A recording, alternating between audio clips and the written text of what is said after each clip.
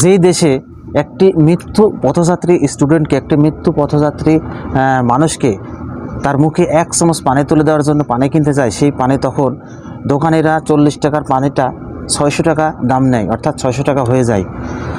10 টাকার ভাড়া 300 টাকা হয়ে যায় মেডিকেলে এই বাচ্চাটিকে নেওয়ার সময়।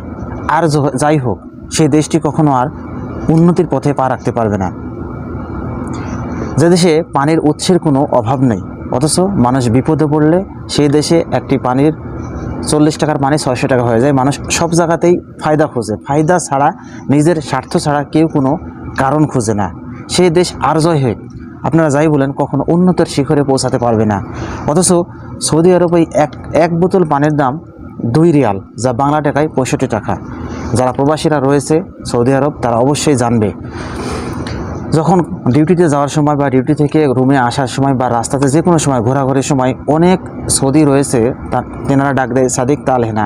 তো গাড়ির কাছে যাওয়ার পর তারা এরকম বোতল কেস 2-4 20 বোতল 10 বোতল এমনি পান করার জন্য দিয়ে দেয়। যেখানে পানির কোনো উৎস নাই, সমস্ত পানি কিনে খেতে হয়। তাহলে এরা কেমন মানবতা দেখায় মানুষের জন্য, আর বাংলাদেশ কেমন মানবতা দেখায়? অথচ বাংলাদেশে দেখবেন ইউটিউব, ফেসবুক সব জায়গাতে মানবতার ফেরিওয়ালার অভাব নেই। তারা রিক্সাওয়ালাকে হেল্প করতেছে, সিএনজিওয়ালাকে হেল্প করতেছে, কত শত লোককে আরও হেল্প করতেছে, অসহায় লোকদেরকে। অথচ যেই রিক্সাওয়ালাকে হেল্প করলো মানবতার ফেরিওয়ালারা, সেই রিক্সাওয়ালাই তখন 10 টাকার ভাড়া 300 টাকা চেয়ে বসলো একটি বাচ্চাকে হসপিটালে নেওয়ার জন্য। ভাই, আমরা কাদেরকে হেল্প করি? ঠিক আছে, কিছু কিছু রিক্সাওয়ালার কারণে সমস্ত রিক্সাওয়ালার দোষ, কিছু কিছু দোকানের জন্য সমস্ত দোকানের বদনাম। যেখানে সারা জীবন বসে ব্যবসা করে, যেই স্কুলের সামনে সারা জীবন বসে ব্যবসা করে, সেই স্কুলের সামনের দোকানদারগুলোই ওই স্কুলের ছাত্রদেরকেই বাঁচানোর জন্য একটু পানির প্রয়োজন, পান গোনানোর জন্য একটু পানির প্রয়োজন, সেই দোকানেরা তখন নিজের ফায়দা হাসিলের জন্য পানির দাম বাড়িয়ে দিল। অথচ প্রতিদিন সেখানে বিক্রি করে সেই বাচ্চাদের জন্যই। আইরে দেশ, আমাদের দেশ কেমন, অন্য দেশগুলো কেমন, যে দেশে শুধুমাত্র নিজের স্বার্থ হাসিল করা ছাড়া আর কেউই কিছু বুঝি না।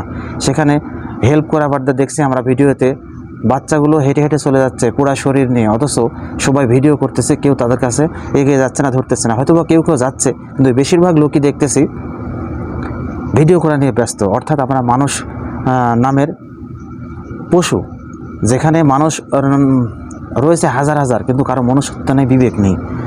কিছু কিছু লোক ছাড়া, একজন মা তার সন্তানকে হারাচ্ছে, একজন বাবা তার সন্তানকে হারাচ্ছে, সেই বুঝে কত আহাজারি, সেই বুঝে কত কষ্ট। আমরা যখন এই ভিডিওটা আমাদের সামনে আসছে, আমরা প্রবাসী বাড়ি থেকে দেখছি, আমরা নিজেরাও কান্না ধরে রাখতে পারিনি সেই ভিডিওগুলো দেখে। আমার নিজেরও 2টা বাচ্চা আছে, স্কুলে পড়াশোনা করে। সেই কাজটা তো আমার সাথেও হতে পারতো, আপনার সাথেও হতে পারতো, আরও অনেকের সাথেও হতে পারে। এটা একটা প্রকৃতির নিয়ম, এটা একটা সৃষ্টি বিধাতার নিয়ম, যে যখন যার সময় আসবে সে চলে যাবে। ঠিক আছে, এটা ঠিক আছে, অ্যাক্সিডেন্ট হতেই পারে, এখানে বলে আসবে না। তাই বলে সেই অ্যাক্সিডেন্টের সময় আপনারা নিজের ফায়দা লুটবেন, নিজের স্বার্থ হাসিলের জন্য যা করার ইচ্ছা দায়িত্ব করবেন, এটা কোনো মানুষের কাজ হতে পারে না। সুতরাং আমি দেখছি কিছু কিছু লোকেরা, স্টুডেন্টরা প্রতিবাদ জানান অন্যায়ের বিরুদ্ধে, পুলিশের উপর আঘাত করেন, সরকারি ভবনগুলো ভাঙচুর করেন, রাস্তায় অবরোধ করেন। আপনারা আজ কেন অবরোধ করতেছেন না? আজ কেন প্রতিবাদ করছেন না? যে স্কুলের ছাত্রদের সামনে তারা পানি বিক্রি করে বসে বসে, সেই স্কুলের সামনে তারা কিভাবে এখনও দোকানদারি করতেছেন? যে 1 বোতল পানি 40 টাকার পানি 600 টাকা দাম ধরে, সেই দোকানগুলো সেখানে কিভাবে এখন আছে? আপনারা এখনও সোচ্চার হন, তাদেরকে সেখান থেকে উঠিয়ে দিন। আপনারা আপনাদের মনুষ্যত্বকে জাগ্রত করুন, যে আসলে না, সেই সন্তানটা আমারও হতে পারত, সেই ভাইটা আমারও হতে পারত। সে আজ মৃত্যু পথযাত্রী, আগুনে পুড়ে ঝলসে সমস্ত চামড়া ঝুলে ঝুলে পড়ে গেছে। তাদেরকে বাঁচানোর জন্য আমরা এগিয়ে গেছি, অথচ কিছু কিছু লোক রয়েছে, তারা নিজের স্বার্থ হাসিলটাই বেশি খুঁজেছে। সুতরাং মানুষের বিপদে এগিয়ে আসুন, দেখবেন সৃষ্টিকর্তা আপনারও মঙ্গল করবে। সবাই ভালো থাকবেন। আল্লাহ হাফেজ। আসসালামু আলাইকুম।